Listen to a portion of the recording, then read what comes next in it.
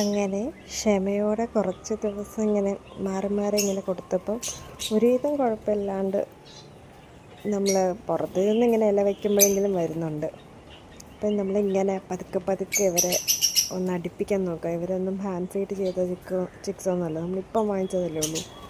ഇവർ നമ്മളായിട്ടൊന്ന് ഇണക്കാൻ ഈ ഇല വെച്ചുള്ള പരിപാടി തന്നെ ഇവർക്ക് മതി. പക്ഷെ നമ്മുടെ ആഫ്രിക്കൻസ് ഇപ്പോഴും ദൂരെ നിന്ന് നോക്കുന്നതല്ലാണ്ട് ഈ ബജീസിൻ്റെ അത്ര ധൈര്യമൊന്നും അവർക്കില്ല.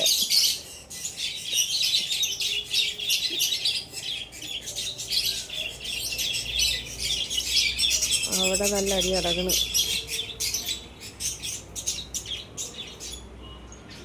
അത് അവരുടെ കലമായിരുന്നു കേട്ടോ, അതിൻ്റെ അകത്ത് ബജീസ് കയറിയിരുന്നത്. ഇതിൻ്റെ അകത്ത് എക്സ്ട്രാ ഒത്തിരി കലങ്ങളുണ്ട്, എന്നാൽ ആരെങ്കിലും പിടിച്ചിരിക്കുന്ന കലത്തിലേ ഇവർ കയറുള്ളൂ അടിയുണ്ടാക്കാനായിട്ട്. ഇവൻ കഴിക്കുന്നതിൻ്റെ ബിസിയാണ്.